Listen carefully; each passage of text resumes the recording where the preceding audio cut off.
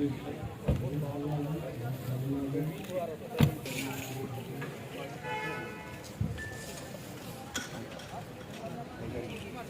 आप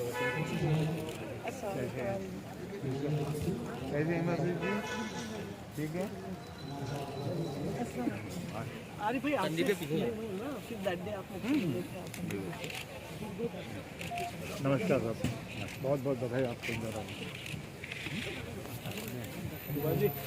पत्रकारों का सम्मान और पत्रकारिता के सम्मान के लिए लंबे समय कार्य कर रहा है। कई प्रतिभाशाली पत्रकारों के सम्मान का काम भी प्रेस क्लब में करता है। इस कार्यक्रम को आगे बढ़ाने से पहले मैं चाहूँगा कि हमारी भारतीय परंपरा के अनुसार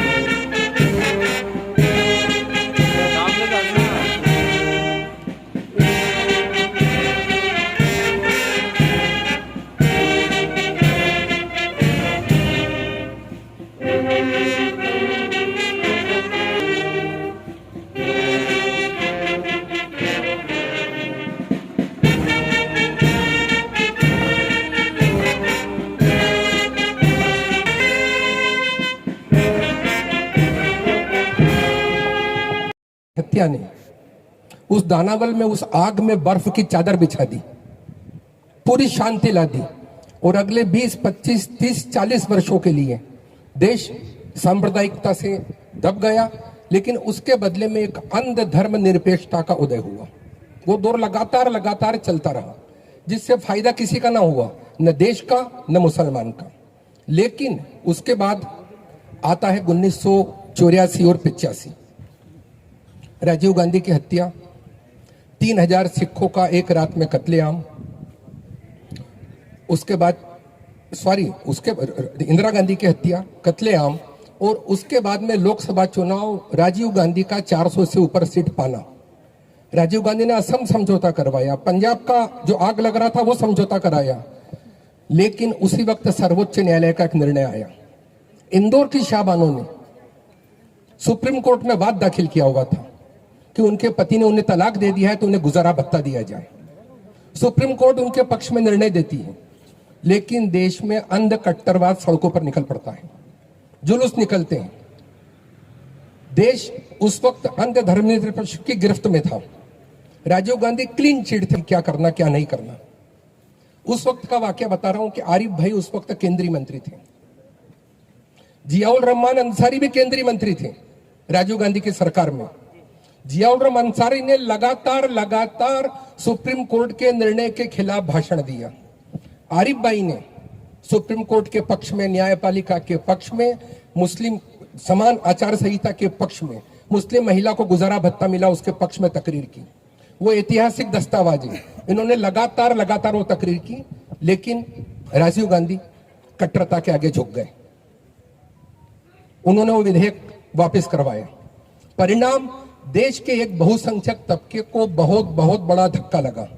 उसके प्रत्युत्तर में मंडल, मंदिर, राम मंदिर और एक अंध बहुसंख्यकवाद का रास्ता पकड़ लिया देश ने। दोस्तों, मैं संपादक हूं, तो मैं संपादकीय लिखता हूं तो एक शब्द, 100 शब्द, एक लाइन पूरा लेख होता है। तो यहाँ आपको आरिफ भाई को सुनना है, तो मैं एक जो शब्द बोल रहा हूँ, एक लाइन बोल रहा है, वो शॉर्ट में बोल रहा हूँ क्योंकि एक चीज पर लंबा निकल जाएगा मामला। तो मैं उसके बाद कहना चाह रहा हूं कि देश ने 4 युद्ध झेले। सब युद्धों का उल्लेख नहीं, हम जीते हारे एक युद्ध, वो युद्ध था भारत का बांग्लादेश इंदिरा गांधी का, जो उन्होंने 1.5 लाख सैनिकों को गिरफ्तार किया, वो विश्व विजेता का रूप था भारत का। ये व्हाट्सएप पर जो चल रहा है वो असली रूप नहीं होता है। मैंने कह दिया मेरा देश, उसके अंदर छुपा हुआ इनहेरेंट। इस कार्यक्रम को हम आगे बढ़ा पाएंगे। आजादी की लड़ाई लड़ने वालों ने देखे थे, जो सपने बाद की नस्लों ने देखे हैं, उनको वास्तविक रूप देने के लिए अपने आप को समर्पण भाव से हम उसमें लग जाएं।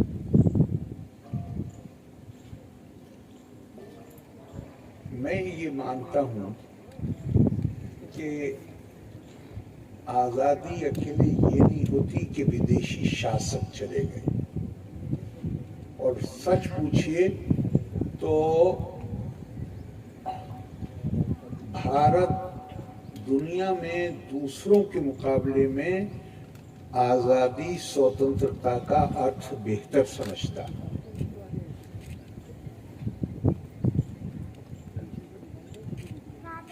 इतने लंबे समय तक पराधीन रहने के बावजूद भारत के जो सांस्कृतिक मूल्य हैं, आधारभूत, उनमें कोई फर्क नहीं आया। ये इसका सबूत है कि भारत स्वतंत्रता का मतलब समझता है। अजय भट्ट जी से और विवान राजपूत जी से कृपया मंच पे आए। रविवार पत्रिका के संपादक श्री कार्यक्रम के अवसर पर पधारे महामहिम राज्यपाल केरल श्री आरिफ खान साहब का बहुत बहुत आभार कि उनके आशीर्वचनों ने हमको एक नई ऊर्जा दी है।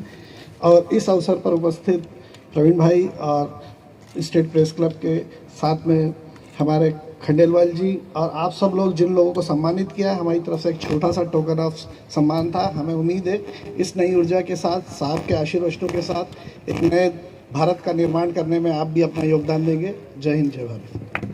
लगभग 40 सालों में अपने पीक पे पहुंचता है और हमको ऐसी उम्मीद है कि हमारी जो बेसिक आइडियोलॉजी है वो ना लेफ्ट है ना राइट है, हम मिडिल में चलते हैं। मतलब ये है कि हम किसी भी पार्टी के साथ नहीं रहते, हम जनता के साथ रहते हैं। तो उस दौरान हमें कई बार नुकसान भी होता है, लेकिन हमारा उद्देश्य सिर्फ ये है कि जिस उद्देश्यों के कारण अखबार डाला है या जिस उद्देश्यों के कारण अखबार की स्थापना की है, वो अखबार आम जनता का अखबार बने, बजाय किसी पैसे वाले या किसी व्यक्ति का विशेष का अखबार बने। आज़ादी के अमृत महोत्सव के बारे में 2 शब्द। देखिए, आज़ादी देश को मिल तो गई है, लेकिन अभी भी आर्थिक आज़ादी की ज़रूरत है। आप देख रहे हैं कि जो गरीब है वो गरीब होता जा रहा है, जो अमीर है वो अमीर होता जा रहा है। मेरा ऐसा मानना है कि अगर हम सब मिलकर इस देश को नए सोपान की तरफ ले जाना है तो ईमानदारी के साथ हमको अपने कर्तव्य पूरे करना होंगे, चाहे वो मीडिया के स्तंभ हो, चाहे वो न्यायपालिका के स्तंभ हो, चाहे बाकी दूसरे वो 2 स्तंभ हो।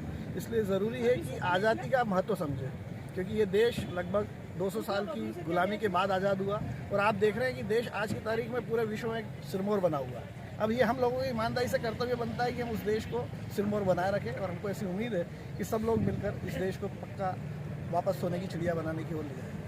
6 PM अखबार देखिए, अखबार आप समझते हैं वो मीडिया माध्यम है जिसमें पैसा बहुत ज़्यादा खर्च होता है, और उसके लिए कई बार हमको वो करना पड़ता है जो हमारी आत्मा गवारा नहीं देती। इसलिए हम ये चाहते हैं कि बजाय प्रचार संख्या के हम क्वालिटी पे ध्यान दें। क्वांटिटी हमारा उद्देश्य नहीं है, हमारा उद्देश्य जो है क्वालिटी है, और हम उसी पर रहेंगे फोकस करके। और हमें ऐसी उम्मीद है कि दर्शकों को, पाठकों को हमारा व्हाट्सअप एडिशन जो हमारे बल्लू भाई और हमारे दूसरे सब संपादक गण निकालते हैं वो ज़्यादा लोकप्रिय होता है। उसका रीज़न ये है कि बिना पैसे में वो सबके तक पहुंच जाता है, और आज के माध्यम में सोशल मीडिया का बहुत महत्व है और हम उसी पे ज़्यादा फोकस करें।